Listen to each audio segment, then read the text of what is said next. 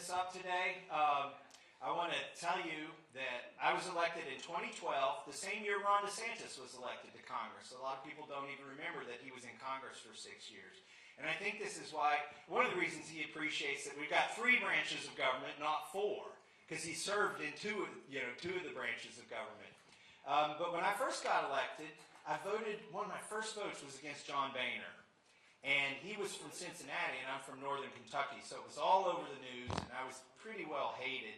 And my mom was worried, and she asked me, "Are you making any friends up there, Thomas, in Washington, D.C.?" And I said, "Mom, if you met these people, you wouldn't want to be their friends either." But I did find one guy, the year I was elected the same year as me, who had 2 things that are in short supply in Washington, D.C. He had a brain, and he had, what's even more rare, he had common sense. So that was Ron DeSantis. And so we used to, instead of going to the parties and drinking the champagne and putting tuxedos on, we just go out and get a hamburger and talk about what was in the bills. Because we thought that was our job, right? To read the bills and then to make an informed decision and then go do the best that you could for your people. So we did that for 6 years together. Now, my litmus test for politicians, before I got elected, when I was trying to figure out sort the wheat from the chaff, I would ask them a question about the Constitution. And I would ask them a question about the Second Amendment. And just say, well, what do you think the Second Amendment's about? And if they started out talking about duck hunting or something, I was like, oh no. This person does not understand the Second Amendment. It's about keeping the power in the hands of the people, whereas every government before us had all of the power in the hands of the government. And if they didn't understand the Second Amendment, they probably didn't understand the rest of it. So that was my litmus test until 3 years ago. Now, I want to also say that Ron DeSantis passes the Second Amendment litmus test with flying colors. There's no more pro-Second Amendment candidate in this race for president than Ron DeSantis. But my new litmus test is totally changed. And that's because 3 years ago, every politician, almost every politician, maybe a dozen didn't, but every politician lost their ever-loving minds over a virus. And instead of going by the Constitution, which, by the way, isn't written for easy times, it's written for tough times, they were ready to violate the Constitution. Governors, mayors, the president was ready to do that, abandon all sense of fiscal responsibility. In fact, I was sitting at home waiting to come to Washington, D.C. because we were on the 9th day of 15 to slow the spread. And they were expecting Congress to do something.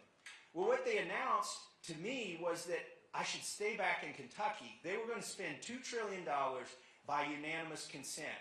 It was called the CARES Act. And they said that it was too dangerous for congressmen to work that week. But I said, wait, if doctors and nurses are working, if farmers are working, if truckers are hauling all that Amazon stuff that you're clicking to buy, and if that grocery store is open, somebody's putting those groceries in a bag and bringing them out to your car, if all of those people are working, then Congress needs to show up for work. So I drove to Washington, D.C., started at midnight, got there at 8 a.m., and by 9 a.m. I said, you do not have unanimous consent. There's one of us who objects. They hated me for breathing air that day because all of Congress had to come back to Washington, D.C. There were 737s with one passenger on them because they had, they were shutting down our economy, they were shutting down our ways of travel, the interstates were being closed, but I forced them all to come back to Washington, D.C. In fact, CNN called me the most hated man in Washington, D.C., and I say that's the only time I know that they've ever reported the news correctly. Nancy Pelosi called me a dangerous nuisance on MSNBC. I think we need more dangerous nuisances to Nancy Pelosi, don't you all? But I also drew the ire of a lot of my Republican colleagues because the polling for the CARES Act, 80% of Republicans supported it. And I knew I was in trouble, that I could lose my next election over this. But here's what I said. I said this bill is going to cause inflation. And if you pay people not to work, we're going to have shortages that will last for years. This isn't like a one-time thing. If you print this much money. And oh, by the way, there was $400 million in there for the mail-in election of 2020. There was money in there that encouraged and funded the blue states to keep their states shut for an entire year. It was a horrible bill, but it was advertised in the news as something great. So I showed up, I objected, they brought everybody back to Washington, D.C. On Friday, the 11th day of 15 to slow the spread, I had to go to the microphone and make the motion. And I'm sitting there on the floor of the House and my phone rings. We're not allowed to take phone calls in the House of Representatives, but I looked to see what the number was, and it was like 00000000000. I'm like, who could have a phone number that's all zeros? Oh no, that's Trump. So I let it go to voicemail. Because I couldn't take the call, and I couldn't leave the floor of the House, because if I wasn't there to object, remember, everybody else was ready to just let it go by. So he called again, and I let it go to voicemail, and he called a third time, and I let it go to voicemail. He wasn't leaving a message, but somebody came and found me and said, you should call the president back. That's who's calling you. When they yielded some time to debate, and they couldn't just pass it without me there, I walked out and I called him back. And he came on the phone, and he said, I'm coming at you like you've never seen. Never in your life before have you seen the way in which I will come at you. I'm more popular than you in Kentucky, and you know it. And I had done polling. He was right on that point. I'm back in your primary opponent, and you're gonna lose. And I had a primary in 8 weeks. Remember, this was the spring of 2020. It was an election year, and the primaries are in May in Kentucky. And I figured I probably would lose. And he yelled at me for a few more minutes, and then hung up. And I thought, well, I've got nothing to lose. I'm going to complete this mission. So I went back to the floor of the House, and I objected to that bill. He called me a third-rate grandstander on Twitter. Now, folks, I'm at least second-rate. Come on. And he said I should be thrown out of the party. But 8 weeks later, I got 81% of the vote in Kentucky. He was getting bad advice from people that shouldn't have been advising him, from people that he should have fired.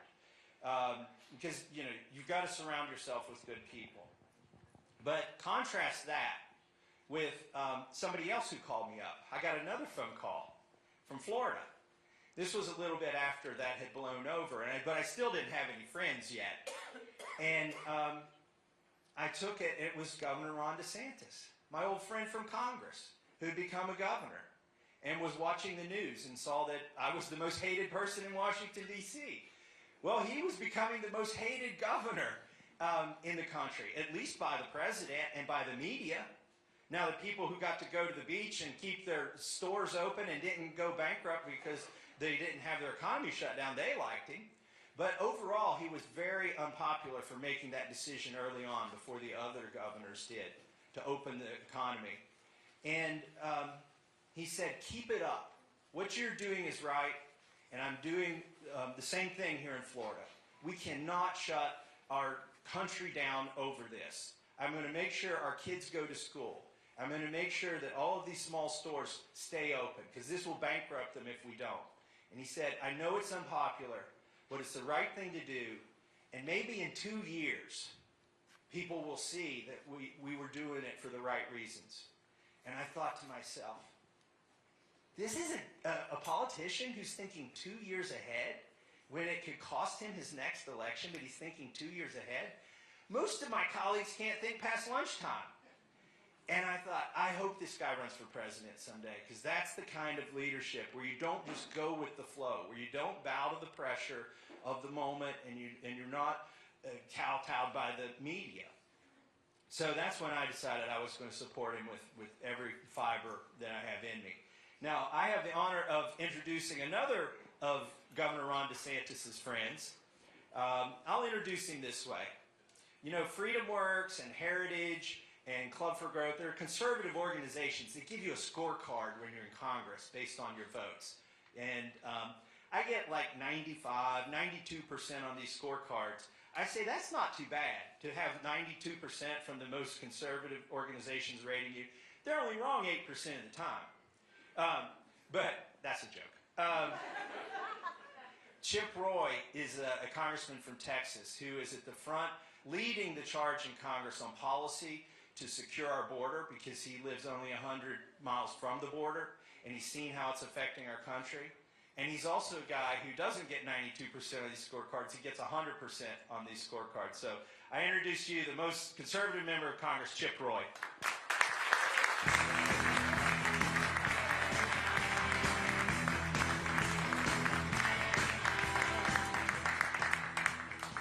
Well, good afternoon, Iowa. It is great to be here. Really appreciate you all coming out on Sundays. It's a great crowd. This is just a preview of what's coming tomorrow when we bring hope to this country again. And I just can't thank you enough for being here. Negative 16 degrees. That's a little different than Austin, Texas, I can tell you that. Although the cold front has dipped down to Austin. It's chilly there, but chilly's 30 there, not 16 below. My kids have been sending me pictures from what has been 70-degree Austin all week, gearing up for their 4-H goat show yesterday. I was talking about it on the campaign trail last week all over Iowa, and looking forward to it because my kids were so mad they wanted to come up, but they couldn't because the goat show was this weekend. But it turned out my son Charlie won. He came in first place. He won the show. He won showmanship, and the goat did well. And so they're having fun down there, but they're missing it. But as you can tell, my voice is a little worse for the wear, and I'm sorry for that. But I've been all in on this. I was up here right before Christmas, and came back up here. I was up here for 4 or 5 days, and with Thomas and with the governor going all over the state, went back to D.C. We took down a rule and shut the House floor down for a day, trying to stop this disaster spending bill. Then spent another half day there, and then flew to St. Louis. My flight to Des Moines was canceled. So we got in a car, drove through the blizzard Thursday night and Friday morning from 9 p.m. until 5 a.m., rolled into Des Moines, got up, campaigned all day, and then yesterday got up in Des Moines, went down to Council Bluffs, then Cass County on the way back where President Trump was supposed to show up but didn't. So we went and visited with folks there, got to Des Moines, had a great event there, drove to Davenport yesterday afternoon, had a great event there last night. The governor went to church there this morning. I came up here early and to visit with some of y'all, and now we're here. We'll go to Cedar Rapids, then back to Des Moines. Try not to leave anything on the table, because everything that you all care about and believe in, everything we hold dear as Americans is at stake right now. And now's the time for someone that we believe will meet the moment in the White House. I talked to you about my kids, my 14-year-old son, my 12-year-old daughter, visiting with Emma over here, brought her softball in for the governor to sign, which I think he'll do, or has done, or yeah, he just did. Great, the governor just signed on the softball. But the kids that are here, I know there's other kids here. All of you have kids, grandkids. I want somebody in the Oval Office that my kids can look up to. I want someone in the Oval Office that my kids can emulate and follow. And I want somebody that will be in the Oval Office that will deliver freedom, prosperity, and a country that we can be proud of again. The governor often talks about those 400,000 tombstones in Arlington National Cemetery. As you know, he wore the uniform. He chose to sign up for the United States Navy. And all of the sacrifices from our founding fathers all the way through to those serving today and defending this country today, we owe them, and we owe our children and future generations our courage today. That's what I'm asking you all to do. Because all roads to the White House lead through Iowa. And unlike a certain former governor from South Carolina, Iowans don't need to be corrected. You all get, that's right, you all get to decide. Iowans get to decide. Polls don't get to decide. Polls aren't right. Remember in 2016 when they said Hillary was going to be the president? Didn't happen. Remember in 2022 when they said there was going to be a red wave? There was only a red wave in Florida and Iowa because we had good governors that were leading the way. Polls don't tell the story. People tell the story.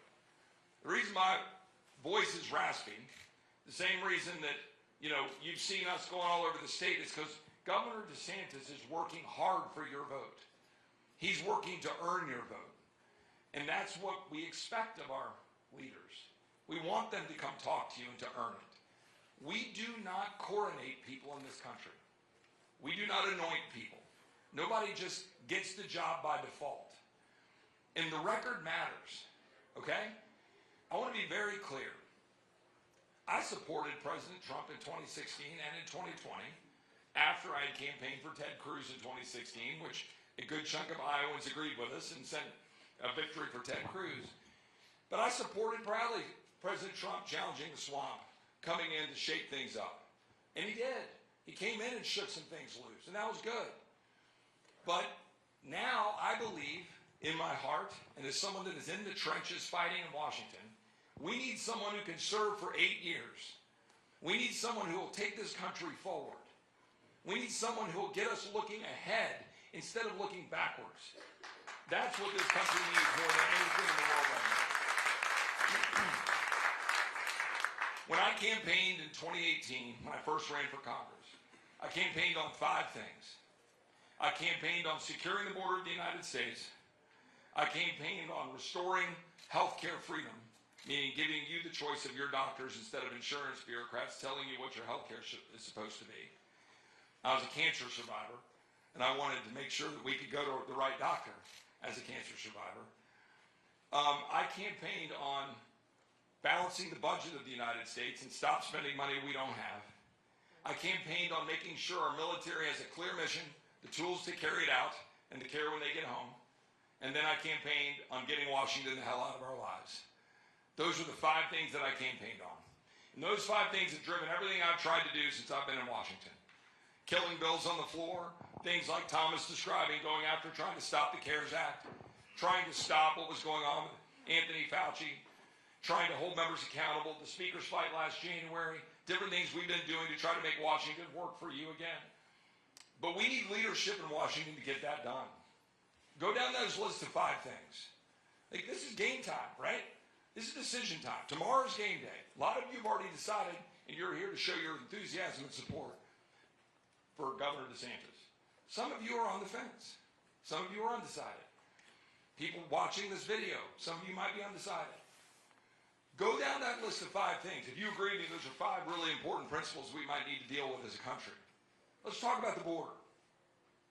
Governor DeSantis stood with Texas, sent the National Guard, passed legislation in the Florida House to check IDs, to make sure criminals weren't on the streets. Governor DeSantis sent a plane load of illegal aliens to Martha's Vineyard September 18 months ago and saved the election for House Republicans when we were almost on the verge of losing it. That's leadership. But you know why that stands out to me? Because everybody told him you can't do that or you'll lose Hispanic voters. Does anybody know how many Hispanic votes he won in November last year in Florida? 62% of Hispanic voters. That's unheard of. And all the naysayers said you can't do that. He stood up for border security. He led. Now let's compare and contrast that with President Trump. Everybody here would agree that President Trump did a hell of a lot better job than Joe Biden in securing the border, right? But here's the problem. Why is it such now that Joe Biden can still exploit our border? Okay? It's not enough just to come up with a policy like remain in Mexico and hold the line. When you have the White House and you have the House and you have the Senate, you have a duty to transform it and change the law so that this can't happen. We did not pass law that we needed to pass in 2018 because President Trump saddled up with Paul Ryan to pass an amnesty first bill instead of a border security first bill. I know that. Governor DeSantis knows that. You know why? Because he was in Congress then. And he was siding with the Freedom Caucus when we were trying to pass a better bill that would have secured the border. Instead, it's now left wide open for cartels to exploit, for little kids to get sold in the sex trafficking trade, for our borders to be wide open and Americans to die from fentanyl poisoning like the 6 kids who died in my school district that my family lives in last year alone. 6 kids. We needed to pass a law to fix that, and we didn't do it because President Trump sided with the wrong folks. He said he would build a wall. We got 50 miles added, and Mexico didn't pay for it. He said that he would sign an executive order ending birthright citizenship. Never happened. Governor DeSantis delivered. Governor DeSantis will deliver on that issue. But it's not just border security, it's health care. Do you remember the president campaigned on in 2016? Repealing Obamacare? Did it happen? No, it didn't happen. Is your health care more expensive now and more difficult? Are you having to go to insurance bureaucrats instead of doctors? Yes, because we didn't fix it. There's a woman in my district with stage 4 cancer who wants to go to MD Anderson, which is the hospital that saved my life 12 years ago. She can't go because she's on Obamacare. she can't go to the best cancer hospital in the world that's 3 hours from her house in Texas because we haven't fixed the system. The first week of President Trump's tenure, what do you remember? He spent that first week arguing about the size of the people on the mall. You remember that? Meanwhile, 6 weeks later, we folded and we didn't pass Obamacare repeal. Now it gets worse than that.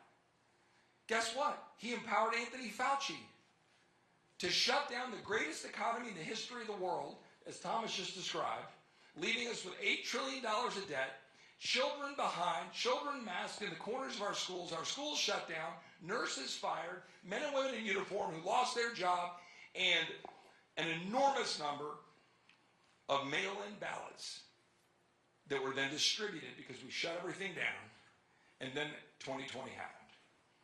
There are consequences to this stuff. There are consequences. I just talked about the $8 trillion. $8 trillion. The president said he's going to cut spending. We've got $8 trillion of additional debt. You know what Governor DeSantis did? On health care, he stood up to Anthony Fauci. He fired his Surgeon General when his Surgeon General was on the wrong side of the issue. He did it while the guy was actually on a stage in a press conference. He just took him off the stage.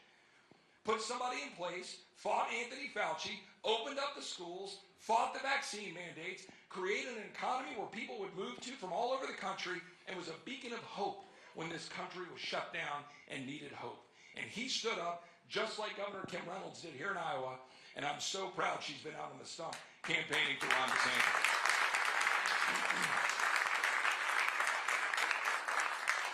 Governor DeSantis drove the debt down 25% in Florida. Finally, on the military, there's only one person running for president right now who wore the uniform, and that man is Governor Ron DeSantis.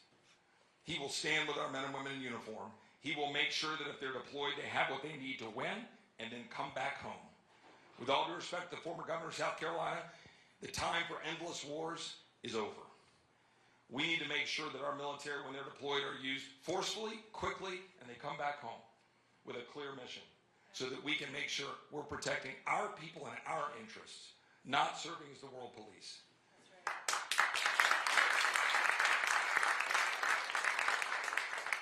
Last thing I'll say here to close out. I'm here as a father, not as a member of Congress. I'm here as someone that is asking you to do what Thomas and I can't do. You all can change history tomorrow. You all can prove the polls wrong. You all can prove that the press doesn't do this. The pundits don't do this. You do it. You can show that when people come to Iowa and ask you for their vote and work to earn it like Governor DeSantis has, that will be rewarded, and you can set the stage for this country to have the choice of a man like Ron DeSantis on the ballot in all 50 states through the entirety of this process. You can change history tomorrow. Governor DeSantis stood up to the corporate interests. He stood up to the big government interests. He took on Disney to protect our kids when they said you couldn't. You'll get killed in Florida, they said. How many votes did Governor DeSantis win by? 1.5 million votes. Would you have guessed that 4 years ago, that a Republican governor would win Florida by 1.5 million votes? That's what leadership is. Our country is hungry for leadership. It's dying for leadership. The people who have sacrificed, bled, and died for this country, they are owed our courage to do what is right here. People say, Chip, I'm sure Thomas gets this. How can you go out there? I mean, all these people are shooting arrows at you for staying with Governor DeSantis. Most of your colleagues have just defaulted to endorsing President Trump. Why would you stand up in the face of all of that anger? And President Trump has said a few things about me publicly. You know why? Because mean tweets are not the same as bullets. The people, the veterans in this room, raise your hand if you're a veteran. And God bless you. Thank each and every one of you.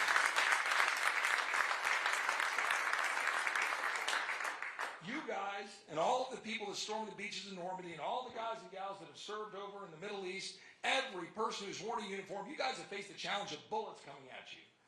I don't care about mean tweets. I don't care what people say about me. We have a duty because we have the opportunity to take our country back right now, and it's sitting in the palm of your hands. each and every one of you, you go out tomorrow and you save this country for your kids and grandkids by electing somebody of the quality of Governor Ron DeSantis, who's been to all 99 counties multiple times, who has had 250 events, who has basically moved into Iowa over the last several months to earn your support. And he deserves your support because he's a good man.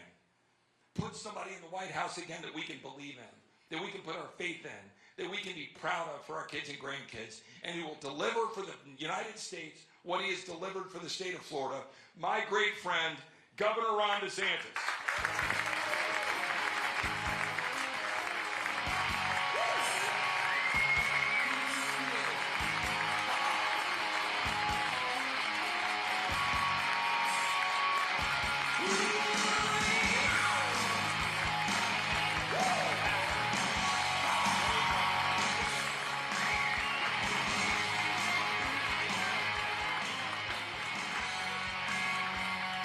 Well, thank you so much. Thank you. It's great to be back in Dubuque. Thanks, guys, for being here. This guy's been braving the cold. His two sisters are on their way to Iowa now from Florida. A month and a half ago, none of them had ever seen snow in their lives. And then now they're going to get a little bit of negative temperatures. And so we're grinning and bearing, but he's a good soldier. So we really appreciate it very much. Okay, now we're going to go play in the snow for a whopping 2 minutes and then go back in the car. We did.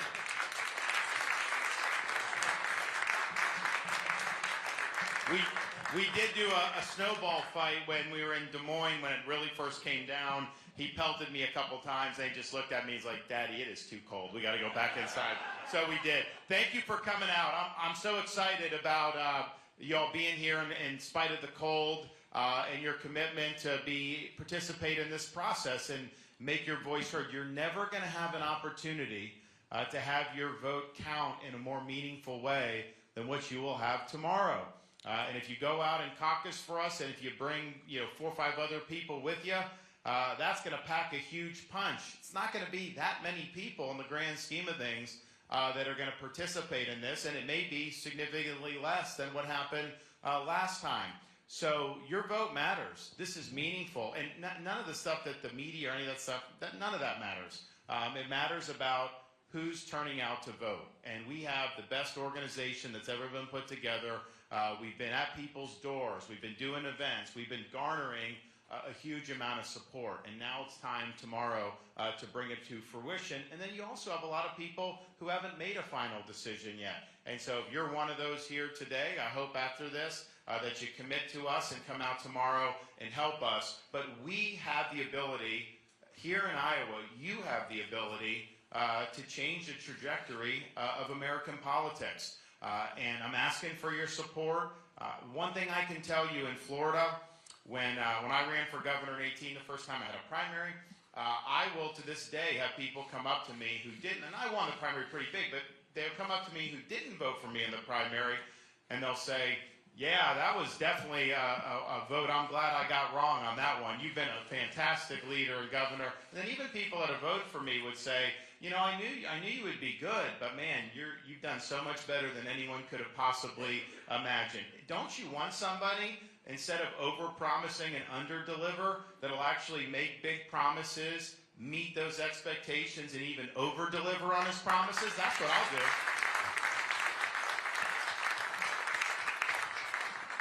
Now, this choice on Monday, I think it's pretty simple. Donald Trump is running to pursue his issues. Haley's running for the donors' issues. I'm the only one running focused solely on your issues and your family's issues in turning this country around. I'm the only one running that has delivered on 100% of my promises. When we made promises in Florida, I didn't just do that lightly. I wasn't just doing that to try to ring up some votes in an election. I was intent on following through and delivering. Chip mentioned a lot of things that we've done, but there's not a single state that has been able to deliver the way we have in the state of Florida. Your governor here has done a great job. There's a couple other Republicans in the country that have done a great job, and I'm proud that Governor Reynolds has endorsed me for president. But most of these Republicans, they get in and they don't follow through on what they said they would do. So with me, anything I'm telling you, you can set your clock to that, January 20th, 2025, when the next president takes office, it'll be go time. And we're going to move on all of these things, because if we do anything less, we're not going to turn this country around. And we need to do it. And I contrast that. You know, one of the things about Donald Trump, he ran in 2016. I went to those rallies. I was excited about that agenda. But things like building the wall and having Mexico pay for it didn't happen. Draining the swamp definitely didn't happen. Hillary was supposed to be held accountable. No. Debt was supposed to be reduced. It went up dramatically. And so on it goes with these issues.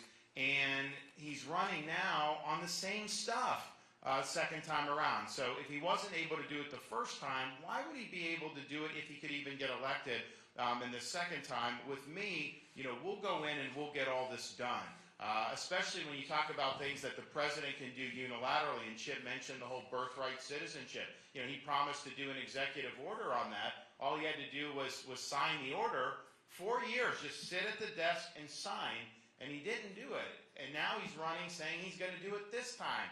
Man, I don't know. You had 4 years to just sign your name. You didn't do it. So I think with me, you can say he's got an agenda, and he's going to pursue that agenda. And if I don't believe in something, I'm not going to tell you that I'm going to do it. If I tell you I'm going to do it, we're going to do it. Also, I'm the only one running who's actually beaten the Democrats and the left on issue after issue. And I'm sick of these Republicans. I mean, in Washington, the Democrats beat us on the budget almost every time. They're now beating us on immigration with this deal that they're doing in the Senate, which is basically validating the border surge in many respects. And I've gone not only to all 99 counties in Iowa, we've been all over New Hampshire, South Carolina, we've been all over the country in the last 9 months or 6 months. And I have not had one Republican voter come up to me and say they want to see what happened, what the Senate Republicans are doing right now by forfeiting on this immigration. Not one voter has said that.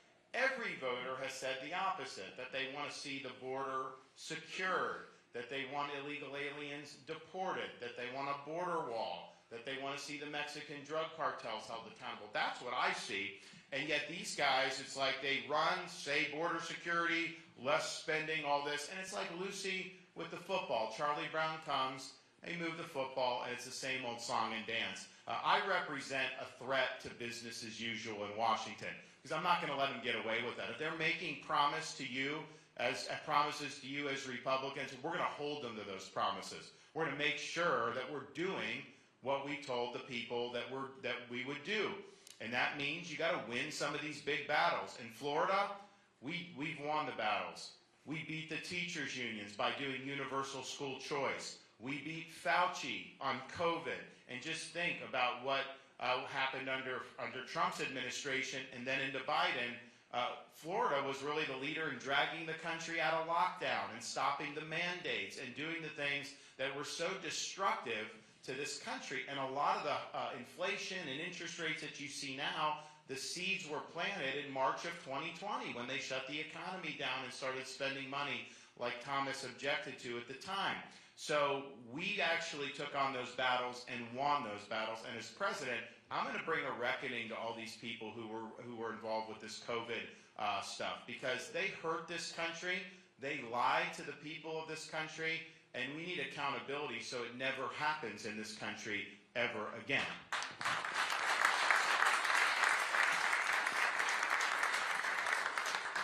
We beat Disney on protecting our children and making sure that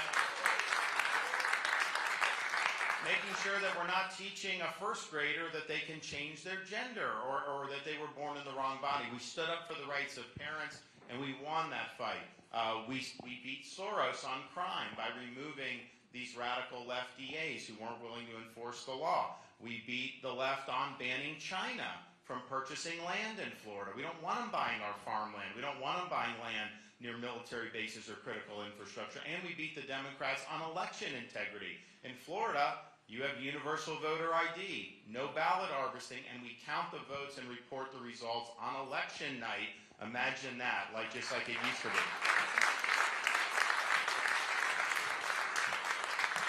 So we have the record of leadership that we need in Washington for the next president of the United States. So I'll get in there and we'll get to work. reversing Bidenomics, reducing spending, getting the interest rates down, opening up energy for production so we lower gas and energy prices and we're energy independent. We'll rein in the bureaucracy and the size of government. Florida, we have millions of more people than New York State does right now. New York's the closest to us population-wise, and yet our budget is half the size of New York's budget. Our state government workers per capita is the lowest in the entire United States. The cost of state government per capita is the lowest in the entire United States. And yet, when people come from New York to Florida, they say, you guys have better infrastructure, you have better services, better education. So how are we able to do this with half the footprint? It's because most of this bureaucracy is not necessary to serve the people. It's there and it kind of grows and people just accept it. But we can do the things that you need the federal government to do, the limited things, with a radically smaller footprint. We can limit government. We can limit the size and scope. So Florida has shown how that's done, and we can do that. We're also going to ensure that our military is restored to not focus on social stuff, not focus on woke, any of that stuff. Focus on the mission. Put the mission first. Promote people based on merit. And as the only veteran running, I want to go in there on day one as commander-in-chief, rip out all the nonsense, and let's get back to basics with our military. It will increase morale. It will increase recruiting. We're going to ensure that parents' rights are respected across this country, that parents have a meaningful choice about where to send their kids to school, and we're not going to let these universities just be indoctrination centers. We're not going to do the accreditation to allow that, and we're not going to give them federal taxpayer dollars if they can't even manage their own campuses and if a lot of it becomes hotbeds for protesting in favor of a terrorist group like Hamas. We need a big course correction with higher education. We've actually done it in Florida. In Florida, we eliminated DEI from our public universities, and we have all tenured professors must undergo review every 5 years and can be terminated for poor performance. That's what you need in higher education. You need some accountability so that higher education is not about indoctrination and ideology, but it's about the pursuit of truth and about preparing students to be citizens of this republic. So we'll do that, and we'll do so much more as president. But here's the thing. Now is the time to have your voice heard. My wife and I are motivated because you saw our kindergartner, we've got a first grader, we've got a pre-K3. So we're sensitive about what the next generation of Americans, including our own kids, is going to be saddled with. What kind of America are they going to grow up in? In this election, because we're at a turning point, and this is a time for choosing for the country, it's not just about the next 4 or 8 years. Yeah, there's going to be a lot that will happen that we'll do, but if we do it right, we're going to be laying a foundation for the next 25 or 30 years. And that's something that matters to us, given that we're parents of young kids. But I'm also motivated by the debt of gratitude that we owe to folks that have come before us and have sacrificed. Freedom, Ronald Reagan said, is one generation away from extinction. It's not passed along in the bloodstream. It has to be fought for and cultivated by each generation of Americans. And our founding fathers understood this. When they went to Philadelphia to craft our Constitution in 1787, they went having studied the history of every republic and the history of mankind. They were trying to draw lessons that they could apply here in America. There was only one thing, though, that every republic in history had in common, and it was this. Every one of them had failed. So they understood it fell to the United States of America to determine once and for all, can people really govern themselves? Can you have a society based on the idea that our rights are endowed by God, not by government? That we live under a rule of law, not the whim of individual rulers? Or was mankind forever destined to live under various forms of despotism? And they fully expected that this country and our people would decide that question for all mankind. When Benjamin Franklin walked out of the Constitutional Convention, he was asked, did you give us a republic or a monarchy? His answer was a republic if you can keep it. Because they understood having a constitution, that's just a ticket to the dance. It didn't mean that you would ultimately be successful. That was going to be something that the American people would decide in generation after generation. I'm reminded of the sacrifices when needed to preserve freedom when you fly into Washington, D.C. And I don't do that as much as I used to, but there's one particular route that the plane can take going into Reagan National Airport. And it goes very low, very close to the National Mall. Looking out the left side of the plane, you see the Lincoln Memorial, the reflecting pool, the Washington Monument, other monuments, the beautiful U.S. Capitol building. You feel a sense of pride as an American because those monuments are symbolic of the principles and ideals that make this country great. But I soon figured out after doing that trip a couple times, the best monuments to this country, its principles and ideals, were not on the National Mall. All you had to do was look out the other side of the plane, and you looked over the Potomac River. You saw a series of small, nondescript monuments orderly arranged over the rolling hills of a place called Arlington National Cemetery. And I believe this then, and I believe this now. You can have the best Constitution in the world. You can have the best Declaration of Independence in the world. These things don't run on autopilot. They require every generation of Americans to step up and fight for freedom, and sometimes put on a uniform, risk your life, and even give the last full measure of devotion for service to this country.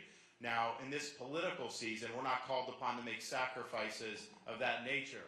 But what we are called upon to do is to do justice to their sacrifices. What we are called upon to do is to preserve what George Washington called the sacred fire of liberty. This is the fire that burned in Independence Hall in 1776 when 56 men pledged their lives, their fortunes, and their sacred honor to establish a new nation conceived in liberty. It's a fire that burned at a cemetery in Gettysburg, Pennsylvania, when our nation's first Republican president pledged our nation to a new birth of freedom. It's a fire that burned on the shores of Normandy when a merry band of brothers stormed the beaches, defeated Nazi Germany, and preserved liberty throughout the world. It's a fire that burned at the foot of the Berlin Wall in 1987 when a resolute Republican president stood in front of that wall and said, "Mr. Gorbachev, tear down this wall," ultimately leading to the dissolution of the Soviet Union. This is our responsibility. To carry this torch and to preserve this sacred fire of liberty. It is not a responsibility I shy away from. It's a responsibility that I welcome. Because if not us, who? And if not now, when? We will preserve this sacred fire of liberty. And you're going to do that tomorrow in -10 or -20 degree temperatures in the Iowa caucus. I'm asking for your support. If you've already committed to us, thank you. Your job between now and tomorrow night is to bring as many people with you as you can. Let them know the opportunity they have to make a meaningful impact on the future of the country. You may not have such an opportunity anytime in the near future. If you haven't committed, we hope that you'll commit to us today. I can promise you this. If you look at what we've done in Florida, major success, electoral success, and political success, winning up and down the ballot. We will do that in November. We will also be able to say, and I'll be able to show as a leader, I will conduct myself in a way that you can be proud of, and as a president, I will get the job done, and I will not let you down. Thank you all. God bless. We appreciate that. All right. Thank you, thank you, thank you. All right, anyone have any questions? Anybody have? We have any questions? Okay, yes.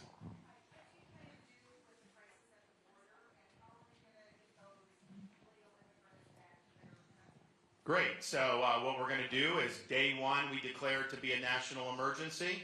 We're going to mobilize all of our available resources, including the military, to be on the border, stop the invasion. We are going to empower states and locals, like sheriffs, to enforce federal immigration law alongside us so that we have a force multiplier. We will do the wall and, quote, have Mexico pay for it. The way you do that, and I thought this is what Trump was going to do, because he used to say, Mexico will just give the money. Now he says, well, there was no mechanism, I could have done that, and so that's kind of his explanation. But we'll charge fees on remittances that people send overseas. And you have billions of dollars with a very small fee you'd raise, and you'll be able to construct the border wall, no problem. We will send back people that are here illegally. Like that will be routine interior enforcement. Clearly, if somebody comes across the border, they've got to immediately go back. No more catch and release. I mean, it's ridiculous that you can come get across the border and they give you a sheet of paper saying come back for some court date, into the future. Give me a break. But I think maybe the most important thing, because this is an underlying cause of the border crisis, is treating the Mexican drug cartels like foreign terrorist organizations, because they are invading this country and they are poisoning to death millions and millions of people, or excuse me, tens of thousands of people each and every year. Definitely have done hundreds of thousands just in the last probably 5 years. This is something that in my travels through Iowa, I've met parents in Florida, I've met parents in other parts of the country who've lost kids to fentanyl. And a lot of times what you find is you'll have somebody that was maybe in college or something, they buy some pill thinking it'll help them get through exams. Turns out it's laced with fentanyl. And that one pill poisons them to death, and that's it. And all of a sudden, a family has this massive loss. It wounds communities when this is happening. And yet Biden, he doesn't care. He's not doing anything to disrupt this. Well, I care. I'm going to put a stop to this. And so a president not only has a right, you have a responsibility to fight back against these people and to treat them like the terrorist organizations that they are. So we will do that. Governor, this morning on some news feed, I read that Iran was one more step closer to getting an active nuclear weapon. And, with all the unrest over in the Middle East, especially with their hatred toward Israel, how do you kind of blunt that threat and possible realization of them having a weapon? Well, first, I think that just questions about Iran, their pursuit of a nuclear weapon. Biden is facilitating this because he's relaxed all these sanctions on them. More money has flowed into the coffers of the regime. They use that to advance their ideology. So they fund Hamas, they fund Hezbollah, they fund Houthis. They do whatever they can to basically foment jihad throughout the Middle East and around the world. They're also doing things to be able to pursue a nuclear weapon for themselves. So we'll come in on day one and we'll do energy sanctions, snapback sanctions. We'll work with our allies to basically starve them of resources. And that had actually been the policy under Trump, and Iran was in dire straits, and then Biden gave them a lifeline. So this idea that Biden has, Obama had, that you can have some type of rapprochement with Iran, they view us as the great Satan. They do not want to have a productive relationship. This is part of an ideological objective to do battle with America any way they can. And when I was in Iraq serving back in the day, the number one source of our combat deaths at the time was Iranian-backed militia groups. It wasn't even Al-Qaeda in Iraq. And so they killed hundreds of our troops, probably over 1,000, during that period of time. They were responsible for the Marine Corps barracks bombing in 1983 that killed 241 U.S. personnel. So this is just how the regime is hardwired. So there's no reason to try to do a deal with them because they're not going to agree to anything that undermines their ideological objectives. And so we'll turn the screws very quickly. Their economy will be thrown for a loop as a result of their activity, and we'll just keep the pressure on. But these guys, you turn the screws on them, and then when they start to wiggle, you just keep turning and turning, and that's what you have to do with Iran. So I think Biden has created a lot of these problems with his bad policies there, and it's been a windfall for the regime. There's no question about it. Governor, I also have one quick thing, which is, the governor mentioned the sanctions with respect to Iran, right? So the sanctions were relaxed under the Biden regime, and upwards of $40 billion, I think, plus of dollars have flowed then in terms of oil money, right? So we've allowed Iran to sell oil to China and make a ton of money, and then that money's getting back to Hamas, Hezbollah, our enemies, Iranian-backed militias. And so part of the problem underlying all of this is the radical left's, the progressive vision for, they're using climate change as their excuse for this Green New Deal agenda that's destroying our country. Okay, it's destroying Iowa ethanol. It's destroying oil in Texas. It's destroying our national security by empowering China. In this case, it's empowering Iran. We empowered Russia, leading up to Russia being able to then come into Ukraine, all because we're pursuing this radical agenda. Meanwhile, EVs are piling up in parking lots of the dealerships around the country, electric vehicles. These new mandates are going to mandate 2/3 of the fleet being built in this country of vehicles be EVs by 2032. They cost $16,000 more than the average car. All of the used vehicle prices are going up. That causes additional inflation. So all of these things are tied together. So, and to the governor's point, we have to reverse that in order to reclaim the right power balance with respect to Iran and China. Governor? Yep. The Democrats have glommed onto the abortion issue in a way that they're carrying that banner and trying to motivate people to vote.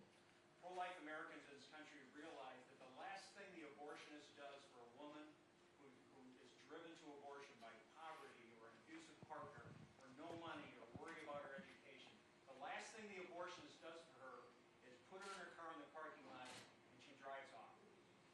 There's millions of pro-life Americans, some of you who you met here run Clarity Clinic, Birthright, Mary's Inn, providing aid, everything from car seats to education to rental assistance to these women.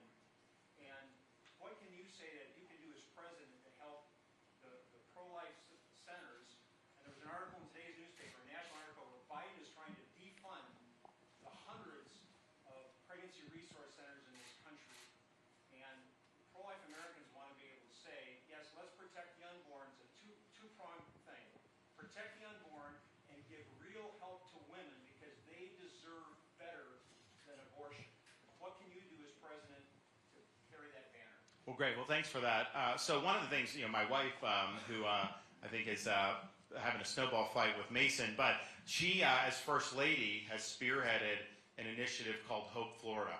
And what it does is it looks, and it's not just with mothers with young children, but that's probably the focal point of just who comes in and needs assistance. And so people come in and they say they need government assistance. Well, you can give a check and kind of do that, but that ultimately is not going to expand anyone's horizons if that's the cycle. So Hope Florida recognizes that we have so many different resources in our society that government can be a conduit to. Because if you have a young mother that's got maybe 2 6-month-old twins, maybe lost her apartment, got evicted, and she needs somewhere to turn, going to the government is ultimately not gonna do the trick. But there's a lot of different resources out there. So my wife created something called Hope, a care portal under Hope Florida.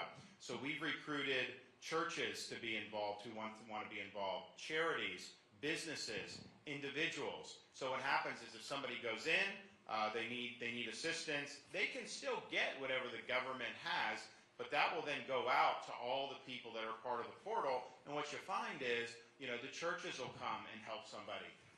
Charities will come. Sometimes it's just even an individual who's a volunteer who will come and help somebody. And so that model of using government as a way to link people with resources in society is much better than expecting the bureaucracy to be able to lift people up. Because I think we've tried that in this country's history. I mean, they spent a lot of money on a war on poverty to end poverty, and what they ended up doing is they created a cycle of dependencies. So that obviously isn't going to work. So our approach, I think, is good. I think it's great for particularly mothers that don't have support from the fathers, which unfortunately is almost the norm now throughout this country in many respects. And we do have a fatherhood crisis. As part of my wife's Hope Florida, we actually have a fatherhood initiative where we're promoting fatherhood, where we're promoting mentorship. Because sometimes you'll have some kids who their father's in prison, so they don't have a father around. So what do? So if you promote mentorship, maybe somebody takes an interest in their lives. That could be the difference between them being productive and going down a bad path. I mean, when I was in the Navy, I was in the Big Brother program, and I mentored a young kid whose dad was incarcerated in prison.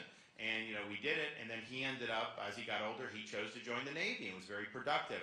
Now, who knows? Maybe that wouldn't have happened had I not been there as a mentor. So I think that's going to be our approach, and that's an approach that can apply to helping veterans. It's an approach that can apply to helping seniors, and we're doing that now in Florida, and we can do all of that federally. But we got to get government out of the way on some of this stuff.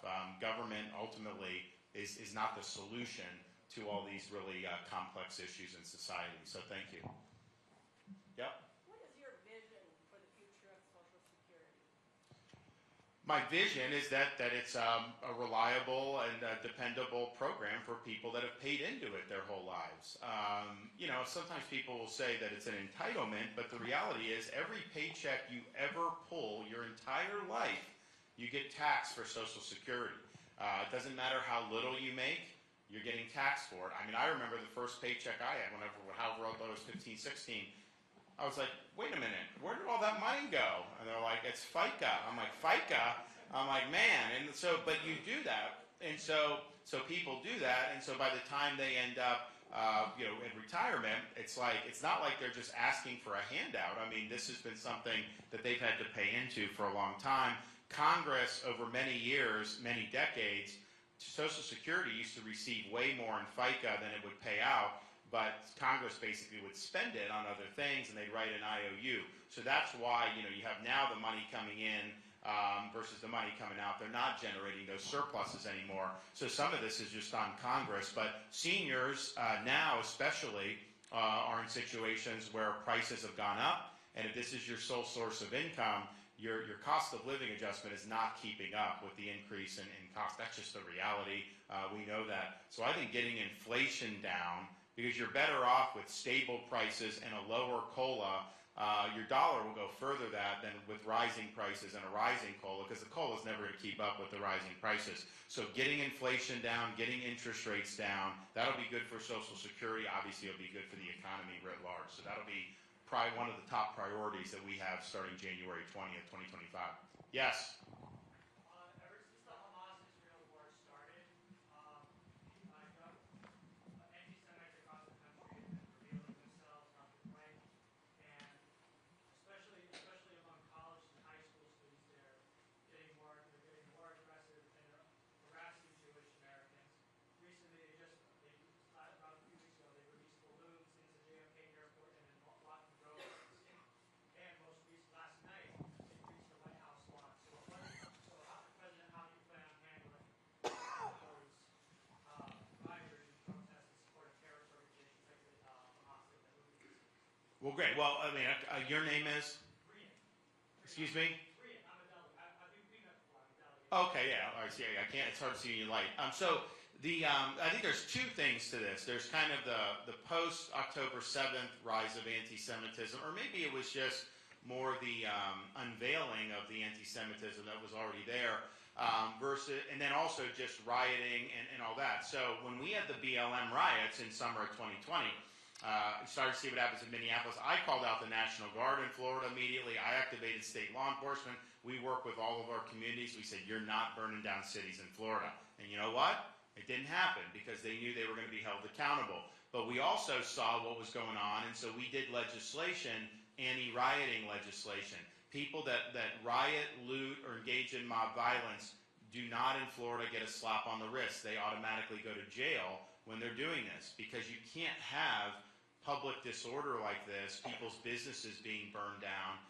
Minneapolis is not going to recover in our lifetime, potentially, with what happened there. So we've taken a very strong stand. As part of that, we have stiff penalties for interrupting traffic and stopping the roadways. I mean, I just think it's ridiculous that someone's in a traffic jam, they're trying to go home from work, and you have these people out there stopping traffic. And first of all, people die from that. Because if someone needs to go to a hospital or they need to pick up a young kid, there's so many things that happen. So we have a very hard line against that in Florida. We're just not going to let you do that, and there's big penalties. We also have, if you're in the media, they got so mad at this. You'll have some of these guys, they'll pull up to like a red light, and then a mob will come on their car and like start hitting and all this stuff. They drag some of these guys out of the semis and other thing like that and start beating on them. And so we just say, you have a right to flee the mob. If they're coming after your car, you can flee the mob. And if you do that and you hit one of them, that's an affirmative defense to say you were fleeing the mob. They get so mad at that because they think, oh, you want people to be run over? No, we want people to be safe. And if you're the instigator and you have 20 people banging on someone's car, putting their life in jeopardy, they don't have to just sit there and hope that you don't take them out of the car and beat them to death. They can try to get away. So we did all that, and I think it's very effective. I just think you have to put your foot down on that. So I would never let this stuff happen with shutting down bridges or doing things like that. You just can't do it. Now, in terms of the anti-Semitism, I look on these campuses, they're protesting in favor of Hamas. Some of these are like MIT's like, well, this is mostly being led by foreign students on visas. You do not have a right to a student visa if you're a foreigner. It is a privilege to come here and to study. As governor or as president, if people are on student visas and they are making common cause with terrorist groups like Hamas, I'm canceling their visas and I'm sending them back home. We don't have time for that.